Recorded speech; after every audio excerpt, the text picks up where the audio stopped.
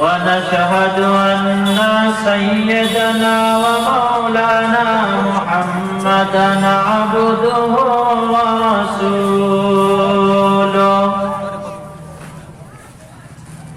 الذي أرسله بالحق بشيرا ونذيرا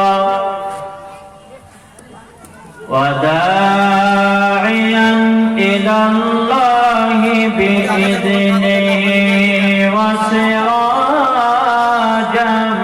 منيرا أما بعد فقد قال الله سبحانه وتعالى أعوذ بالله من الشيطان الرجيم بسم الله الرحمن الرحيم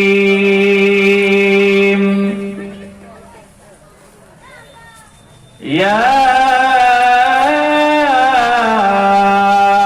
أيها الذين آمنوا أنفقوا من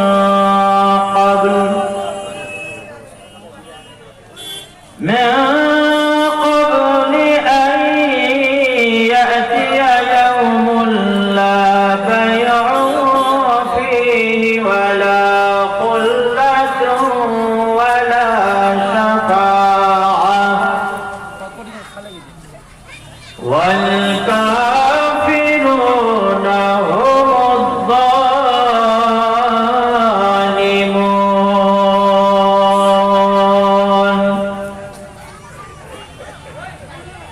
وقال النبي صلى الله عليه وسلم أحب البلاد إلى الله تعالى مساجدها وأبغض البلاد إلى الله تعالى أسواقها. صدق الله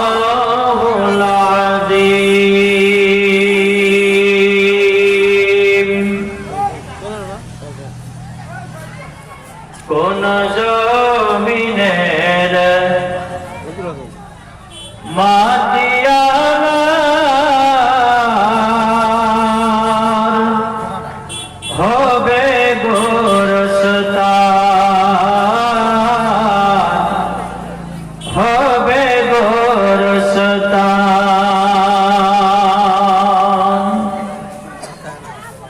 কোন জমিনের মাটি আমার হবে গোরস্তান, হবে গোরস্তান। কার চোখে জলে আমি পাব পরিত্রাণ। কোন জমিনের মাটি আমার হবে গোরস্তান।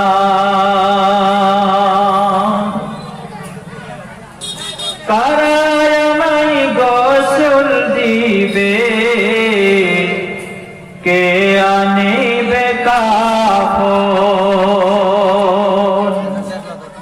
কারায় আমায় গোসল দিবে, কে আনিবে কাফন। কারায় আমায় কেঁদে কেঁদে করে দিবে দাফন।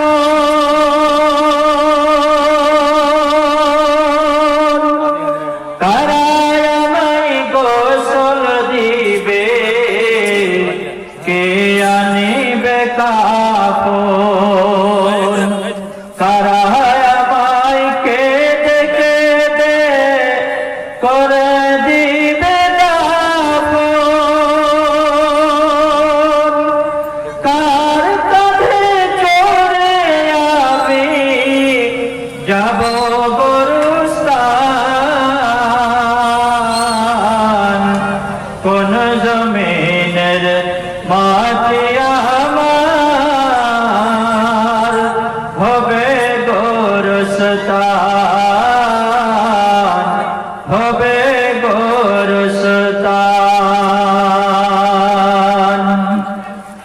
আলহামদুলিল্লাহ,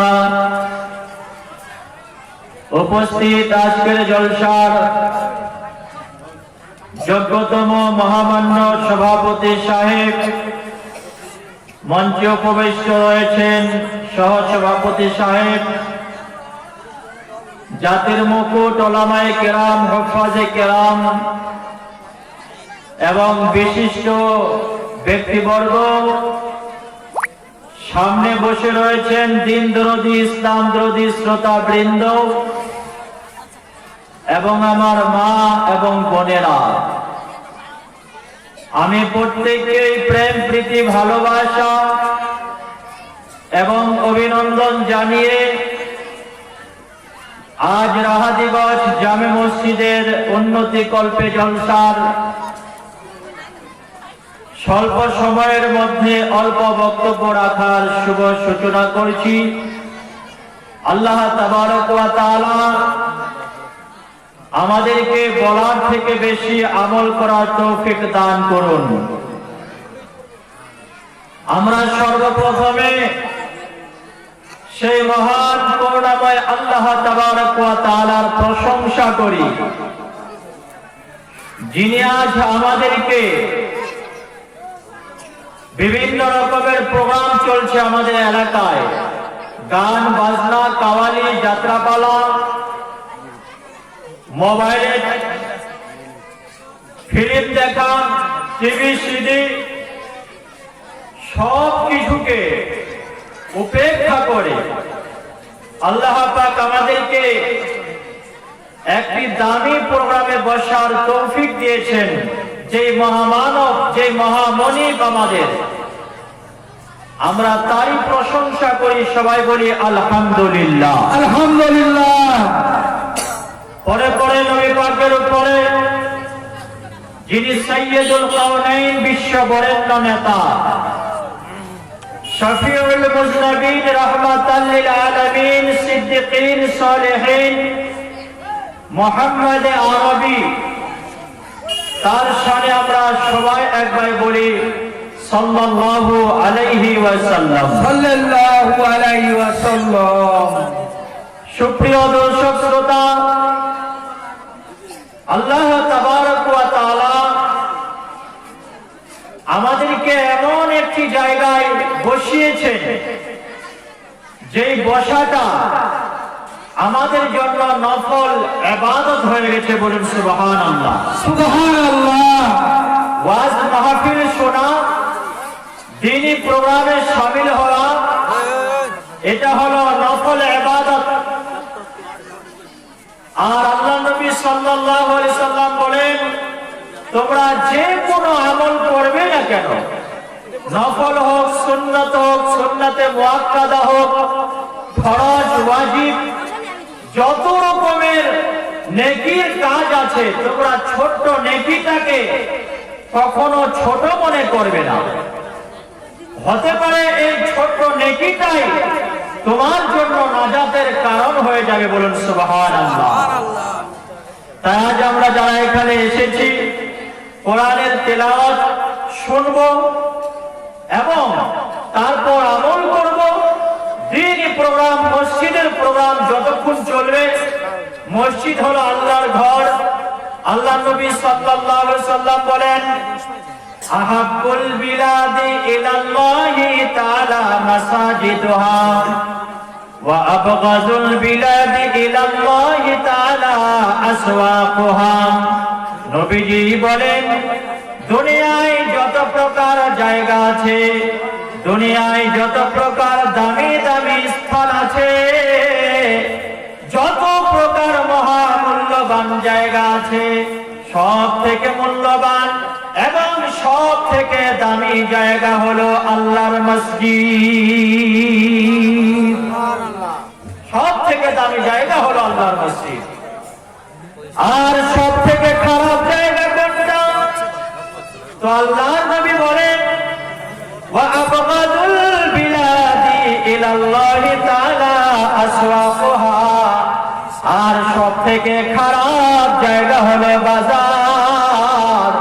ও আমার সাহাবারা, ও আমার উম্মতেরা, কিয়ামত পর্যন্ত আনে উম্মতেরা তোমরা শোনো, মসজিদে বেশি বেশি করে তোমরা সময় লাগাও, আর বাজার থেকে তোমরা বেঁচে থাকার চেষ্টা করো। এটা হলো আল্লাহ নবী সাল্লাল্লাহু আলাইহি সাল্লামের হাদিস মসজিদের ব্যাপারে। আরো একটি হাদিসের মধ্যে এসেছে, আল্লাহ নবী সাল্লাল্লাহু আলাইহি ওয়াসাল্লাম ঘোষণা করেন, কাল কিয়ামতের দিনে হাসরের ময়দানে আরশের ছায়া ব্যতীত অন্য কোনো ছায়া থাকবে না। একটাই ছায়া, সেটা হলো আরশের ছায়া।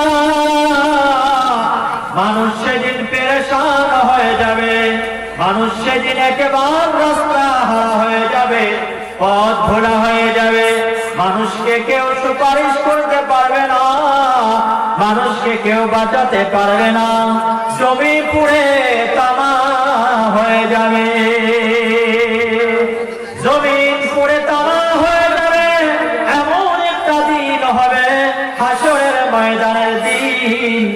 আল্লাহর নবী বলেন, যেদিন কোনো ছায়া থাকবে না। মা বাবা থেকে পলায়ন করবে, মা সন্তান থেকে পলায়ন করবে, সন্তান মা থেকে পলায়ন করবে। স্বামী স্ত্রীর কোনো সম্পর্ক থাকবে না, পিতা মাতার কোনো সম্পর্ক থাকবে না। একটা নেকি যেদিন কেউ কাউকে দিতে রাজি হবে না। একটা নেকির জন্য মানুষ যখন জাহান্নামে যাওয়ার মতো হয়ে যাবে, সেদিন আল্লাহ নবী বলেন, এই কঠিনতম দিনটাতে আল্লাহ তাবারক ওয়া তাআলা 7 শ্রেণীর মানুষকে ডেকে ডেকে নিজের আরশের ছায়ার নিচে ছায়া দেবেন। জোরে বলুন সুবহানাল্লাহ। 7 শ্রেণীর মানুষকে আল্লাহ পাক তার নবী বলছে যে 7 শ্রেণীর মানুষকে ডেকে ডেকে আরশের নিচে ছায়া দান করা হবে। 1 নম্বর কাজ, আল্লাহ নবী বলেন, ইমামুন আদিলুন, ওই নেতা, ওই বাদশাহ, ওই সরকার, যেই নেতাটা দেশ চালাবে ন্যায্যবাদিতার সাথে, যেই সরকারটা রাজ্য চালাবে ন্যায্যবাদিতার সাথে, ওই সরকারকে, ওই নেতাকে আল্লাহ তাবারক ওয়া তাআলা নিজের আরশের ছায়ার নিচে ছায়া দেবেন। 2 নম্বর কার কথা এসেছে, আল্লাহর নবী বলেন, শাবুন নাশা ফি ইবাদাতিল্লাহ, ওই যুবকটা, ওই তরুণটা যে যৌবনকালে আল্লাহর ইবাদত করে, যে যৌবনকালে আল্লাহর ইবাদতে জীবনটা কাটায়, ওই যুবকটাকে আল্লাহ তাবারক ওয়া তাআলা ডেকে তাকে আরশের নিচে ছায়া দিয়ে দেবেন। জোরে বলুন সুবহানাল্লাহ। 3 নম্বর যার কথা আল্লাহর নবী বলেছেন, রাজুলুন কলবুহু মুআল্লাকুন ফিল মসজিদ, ওই লোকটাকে আল্লাহ পাক আরশের নিচে ছায়া দান করবেন। যেই লোকটা মসজিদ থেকে বাড়ি চলে যায়, নামাজ পড়ে, কোরআন তেলাওয়াত করে, সব কিছু ছেড়ে আল্লাহর বান্দা মসজিদ ছেড়ে বাড়ি চলে যায়, কিন্তু তার অন্তরটা যেন ওই মসজিদের সাথে ঝুলে থাকে। আল্লাহ পাক আরশের নিচে ছায়া দেবেন। বলুন সুবহানাল্লাহ। সুবহানাল্লাহ। এই মসজিদের জলসা, এই মসজিদের জলসায় আপনি যদি 1 টাকা দান করেন, আল্লাহ তাবারক ওয়া তাআলা এই দানটাকে সাদকায়ে জারিয়া হিসাবে কবুল করবেন, এবং আল্লাহ সুবহানাহু ওয়া তাআলা আপনি মরে যাওয়ার পরেও আপনার কবরে সাদকায়ে জারিয়ার হিসাব সওয়াব আল্লাহ পাক পৌঁছাবেন। বলুন সুবহানাল্লাহ। সুবহানাল্লাহ। এই মসজিদের সাথে ভালোবাসা রাখতে হবে, মসজিদের সাথে প্রেম রাখতে হবে, মসজিদে দান করতে হবে, মসজিদে নামাজ পড়তে হবে। কিছু করতে না পারলেও মসজিদটাকে ঝাড়ু দিতে হবে। আল্লাহ পাক বলবেন, যারা এই মসজিদকে ভালোবাসবে, আমি আল্লাহ তাবারক ওয়া তাআলা তাকেও ভালোবাসবো। বলুন সুবহানাল্লাহ। সুবহানাল্লাহ। বাংলাদেশের জাতীয় কবি নামটা হলো রবীন্দ্রনাথ, নামটা হলো কাজী নজরুল ইসলাম। আল্লাহ তাবারক ওয়া তাআলা তাকে এত সম্মানিত বানিয়ে দিয়েছেন। তিনি মসজিদের জন্য কবিতা লিখেছেন, তিনি মসজিদের জন্য গান লিখেছেন। শেষের বেলায় তিনি বলেছিলেন, হে আল্লাহ, আমি যদি মরে যাই তাহলে মানুষ যেন আমার কবরটা মসজিদের পাশে দেয়। বলুন সুবহানাল্লাহ। তিনি কি বলেছিলেন?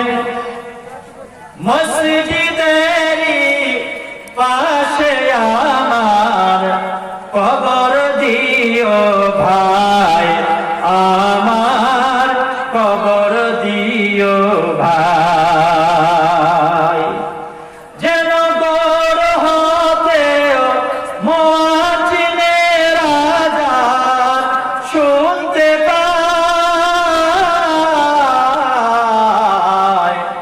আমায় কবর দিও ভাই।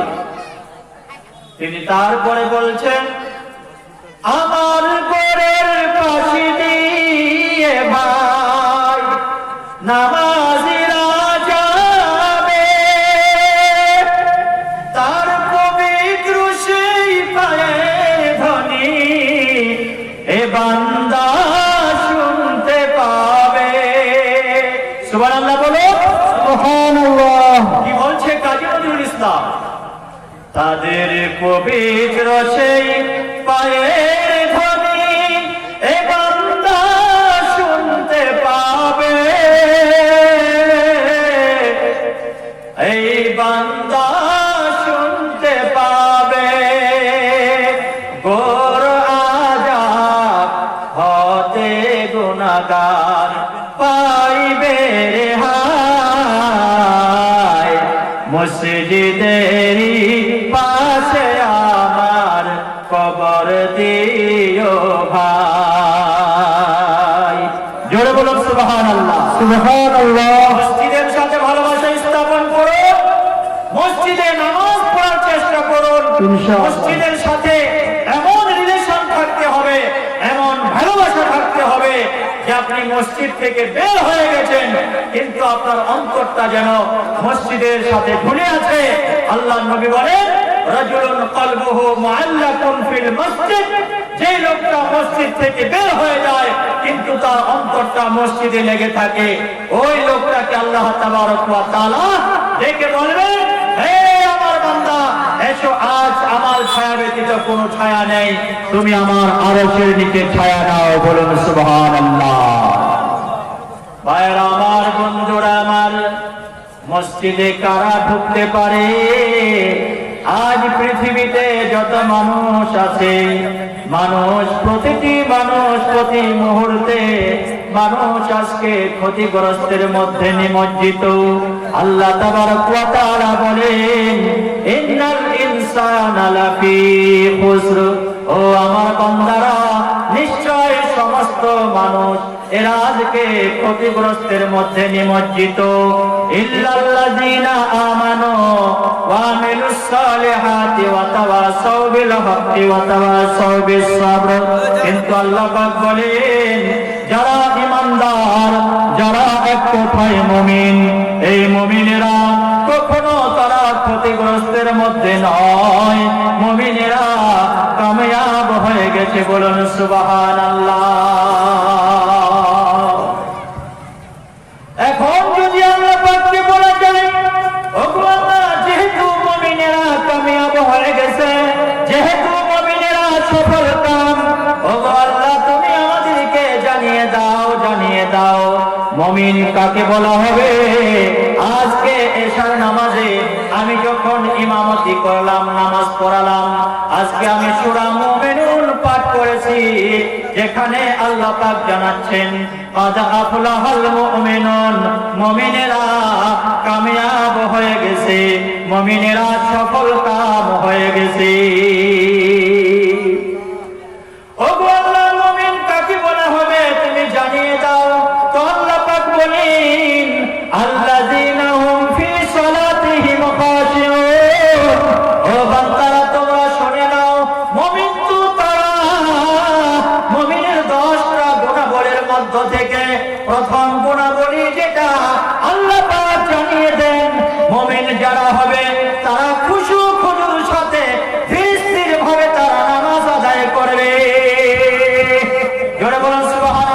সুবহানাল্লাহ। তারা আল্লাহ বলেন কাদ আফলাহাল মুমিনুন আল্লাযীনা হুম ফি সালাতিহিম খাশিউন। মুমিন তো তারাই যারা ধীরস্থির সাথে নামাজ আদায় করে। অনেক মানুষ বলে হুজুর আমি নামাজ পড়া তো কি হয়েছে, আমার ঈমানটা ঠিক আছে। আর আল্লাহ কি বলে মুমিন তো তারাই, নামাজ তো পড়া লাগবেই, মুমিন তো নামাজ পড়বেই, শুধু পড়বে না ধীরস্থির ভাবে একদম একাগ্রতা চিত্তে খুশুখুজুর সাথে মুমিন নামাজ আদায় করবে। আল্লাহ পাক আমাদেরকে মুমিনের কাতারে শামিল করে নিন, বলুন আল্লাহুম্মা আমিন। তারপরে আল্লাহ পাক কি বলেন ওয়াল্লাযীনা হুম আনিল লাগwi মুরিদুন।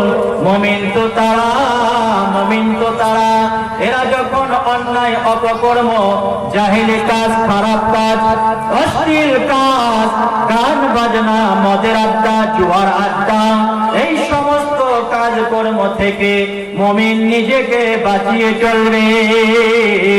মুমিন কখনো খারাপ কাজে যেতে পারে না, জুয়ার কাজে যেতে পারে না, লটারির কাজে যেতে পারে না, মদের আসরে মুমিন বসতে পারে না, গান বাজনায় যেতে পারে না, যাত্রা পালায় ঢুকতে পারে না, পাওয়ালির আড্ডায় যেতে পারে না। মুমিন যখন কোনো অন্যায় অশ্লীল কাজকর্ম দেখবে, মুমিন সেখান থেকে মুখটা ফিরিয়ে ভালো রাস্তায় চলে যাবে। আজকে যেমন আমরা অনেক যুবক আমরা দেখতে পাই তারা রাত 12টা, 1টা, 2টো পর্যন্ত রাস্তার মোড়ে মোড়ে বসে এরা মোবাইলে ফ্রি ফায়ার খেলতেছে, পাবজি খেলতেছে। মনে মনে তারা আবার কি যেন বলে মার মার মার, ধর ধর ধর, এভাবে তারা নিজে নিজে পাগলের মতো বলে যায়। আর তারা পাবজি খেলে, আর তারা নিজের চরিত্রটা